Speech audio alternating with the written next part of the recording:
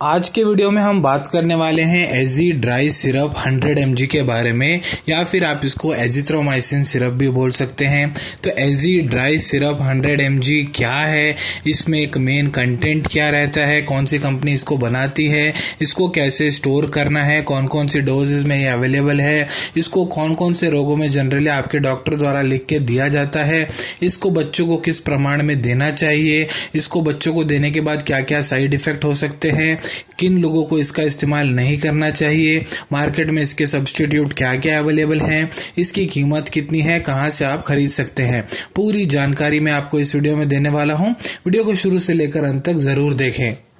नमस्कार दोस्तों, आप देख रहे हैं यूट्यूब चैनल वेंकटेश एच पुजार और मैं हूं डॉक्टर वेंकटेश एच पुजार। तो आइए आज की चर्चा को शुरू करते हैं। तो देखिए, एजी ड्राई सिरप 100 mg, ये देखिए ये है एक एलोपैथिक मेडिसिन है और यह एक एंटीबायोटिक मेडिकेशन है जो कि बच्चों में दी जाती है बहुत वैरायटी रेंज में बैक्टीरियल इन्फेक्शन को ठीक करने के लिए। चाहे वो बच्चों के कानों में इन्फेक्शन हो, आँखों में इन्फेक्शन हो, उनके नाक में हो, या फिर थ्रोट रीजन गले में हो, या फिर उनके फेफड़ों में हो, या फिर उनकी त्वचा में कोई इन्फेक्शन हो, या फिर जीआई ट्रैक्ट बोलते हैं हम, मुंह से लेकर संडास करने तक की जगह जो रहती है उसको जीआई ट्रैक्ट बोला जाता है। तो जीआई ट्रैक्ट में भी कोई इन्फेक्शन है तो उसको ठीक करने के लिए दी जाती है। तो आइए अब हम बात करते हैं एजी ड्राई सिरप जो है इसका मेन कंटेंट क्या रहता है।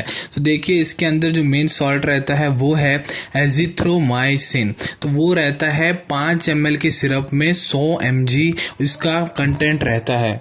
इसको मैन्युफैक्चर करने वाली कंपनी है सिप्ला लिमिटेड। सिप्ला वाले इसको बनाते हैं। इसको स्टोरेज कैसे करना है, देखिए इसको 30 डिग्री के अंदर अंदर स्टोरेज करना है। देखिए, इसको नॉर्मल आप रूम टेम्परेचर में घर पे रख सकते हो, या फिर आप जहाँ रहते हो वहाँ बहुत ज़्यादा गर्मी है, 40 अबव टेम्परेचर है, तो इसको फ्रिज में रखना बेटर रहेगा। तो ये एजी ड्राई सिरप जो है ये 2 डोसेस में आती हैं, 100 mg में भी आती है, 200 mg में भी आती है, और ये बच्चों को देने वाली दवा रहती है, इसलिए इसको पिपरमेंट फ्लेवर में बनाया जाता है। तो आइए अब हम बात करेंगे कौन से कंडीशंस में जनरली आपके बच्चों को ये दिया जाता है। जैसे मैंने अभी आपको बताया था, wide range of bacterial infection से लड़ने के लिए इस दवा को दी जाती है। कुछ कंडीशंस के बारे में मैं यहाँ बताने वाला हूँ। पहला है फेरेंजाइटिस, गले में फेरिंग्स रहता है, वहाँ पर अगर सूजन आ गया हो, या फिर टॉन्सिल्स रहता है, टॉन्सिल्स में अगर सूजन आ गया है, या फिर बच्चे को अस्थमा की समस्या है, या फिर सीओपीडी की समस्या है, क्रॉनिक ऑब्स्ट्रक्टिव पल्मोनरी डिसऑर्डर की समस्या है, या फिर बैक्टीरियल साइनसाइटिस है, मतलब नाक बंद हो जाता है, नाक से एकदम छींकें आनी स्टार्ट हो जाती हैं, विपरीत सर दर्द रहता है, हल्का बुखार रहता है, या फिर पेल्विक इन्फ्लामेटरी उसको डिजीज है, या फिर उसको एक्यूट ओटाइटिस की प्रॉब्लम है, मतलब कानों में कोई इन्फेक्शन हो गया है, या फिर किसी भी तरीके का स्किन इन्फेक्शन हो बच्चों में, या फिर कम्युनिटी एक्वायर्ड निमोनिया बोलते हैं। तो इसमें देते हैं जब छाती में जो है पानी बन जाता है, पस बन जाता है छाती में, फेफड़ों में, तो ऐसी कंडीशंस में इसको दिया जाता है। अगला कंडीशन है ब्रोंकाइटिस। इसमें क्या होता है, आपके छाती के अंदर जो एयर ट्यूब्स रहते हैं उसमें सूजन आ जाती है, जिस वजह से बच्चों को सांस लेने में तकलीफ होती है। अगला है यूरिन इन्फेक्शन, जो मूत्र करने की जगह है वहाँ कोई इन्फेक्शन हो जाए, तो इन सब चीज़ों में इसको दिया जाता है। तो आइए अब हम बात करते हैं इसके डोसेज के बारे में कि किस प्रमाण में जनरली डॉक्टर ये बच्चों को देते हैं। यहाँ मैं पीडियाट्रिक डोसेज के बारे में ही बात करने वाला हूँ। तो पीडियाट्रिक डोसेज में देखिए, एजिथ्रोमाइसिन जो है उसको दिया जाता है 10 mg पर kg के हिसाब से कैलकुलेशन की जाती है, उसके हिसाब से इसको दिया जाता है, और दिन में इसको एक ही बार दिया जाता है, और 3 दिन इसका कोर्स रहता है लेने का। तो अब मैं एक उदाहरण के तौर पे आपको समझाना चाहूँगा। मान लीजिए एक बच्चे का वेट है 10 किलो, सो 10 kg को हम इंटू करेंगे 10 mg से, क्योंकि 10 mg पर kg के हिसाब से इसको कैलकुलेशन करना है।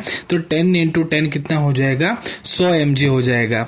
तो 100 mg उस बच्चे को देना है दिन में एक बार, खाना खिलाने के बाद में 3 दिन तक आपको देना है। और अदर मेडिकेशंस जो डॉक्टर ने बोली हैं, अदर मेडिकेशंस जो चलती हैं किसी डिजीज़ में उसके साथ इसको देना है, तब जाके ही रिजल्ट मिलता है, या फिर आपके डॉक्टर जिस हिसाब से आपको ये दे रहे हैं उस हिसाब से आप अपने बच्चों को दे सकते हैं।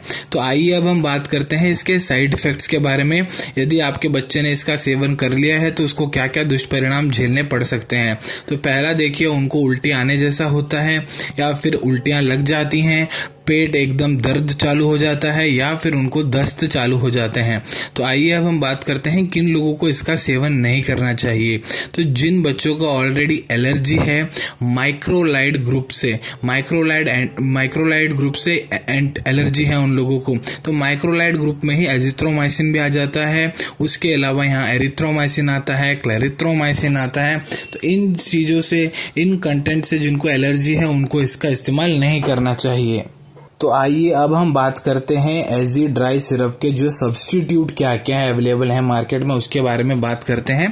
तो देखिए सब्स्टिट्यूट क्या होता है। जैसे कि एजी ड्राई सिरप है, इसका मेन कंटेंट क्या है, एजिथ्रोमाइसिन।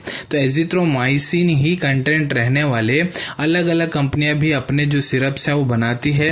तो कुछ अलग ब्रांड्स के बारे में मैं बताने वाला हूँ जो मार्केट में अवेलेबल हैं, तो उनको बोला जाता है सब्स्टिट्यूट। इनमें भी एजिथ्रोमाइसिन ही रहता है कंटेंट। तो कुछ ब्रांड्स के बारे में मैं आपको बताता हूँ। पहला है ट्रोजी 100 mg सस्पेंशन, काजी 100 mg सस्पेंशन, कैजित्रो 100 mg सस्पेंशन, एजी ब्लू 100 mg सस्पेंशन, एजी रेस्प 100 mg। तो ये सारे क्या है, इसके सब्स्टिट्यूट हैं। अगर अब हम बात करें कि कितने में आपको मार्केट में मिल जाता है एजी ड्राई सिरप जो है 100 mg का, तो ये आपको 50 रुपये में मिलता है। 15 ml का बॉटल मिल जाता है छोटा वाला। अब मैं बात करूंगा इसके अवेलेबिलिटी के बारे में कि कहाँ से आप इसको ले सकते हैं। तो देखिए, यदि आपके पास आपके डॉक्टर द्वारा लिखा गया प्रिस्क्रिप्शन है तो आप इसको आपके नज़दीकी मेडिकल स्टोर या फिर जनरल फार्मेसी में बहुत आसानी से पा सकते हैं। तो आशा करता हूँ एजी ड्राई सिरप 100 mg के बारे में जितनी जानकारी मैंने आप सभी को इस वीडियो में दी है आपको बहुत अच्छे तरीके से सब समझ में आ गया होगा। यदि आप आगे भी इसी तरह के मेडिकल वीडियोस देखना चाहते हैं तो हमारे चैनल को ज़रूर सब्सक्राइब कर लीजिए। वो बाजू में जो आपको लाल बटन दिख रहा है उसको दबा दीजिए। उसको दबाने से हमारे आगे आने वाली सारी वीडियोस आप तक जल्द से जल्द पहुंच जाएंगी। अगर ये वीडियो आपको पसंद आया है तो लाइक का बटन दबाइए और अपने दोस्तों के साथ ज़्यादा से ज़्यादा इसको शेयर कीजिए। यदि इस वीडियो को देखने के बाद भी आपके मन में कोई भी डाउट है तो हमारे कमेंट सेक्शन में कमेंट कीजिए, मैं उसका उत्तर देने का प्रयत्न करूंगा। जैसा कि मैं हर बार बोलता हूं, कोई भी मेडिकेशन डॉक्टर के कंसल्टेशन के बगैर नहीं लेनी है। मेडिसिन हमेशा डॉक्टर के सुपरविजन में ही लेनी है। ये वीडियो इन्फॉर्मेशन के लिए बनाई गई है। तो मिलेंगे आप सभी से अगले वीडियो में कुछ नए विषयों के साथ। Till then take care. धन्यवाद।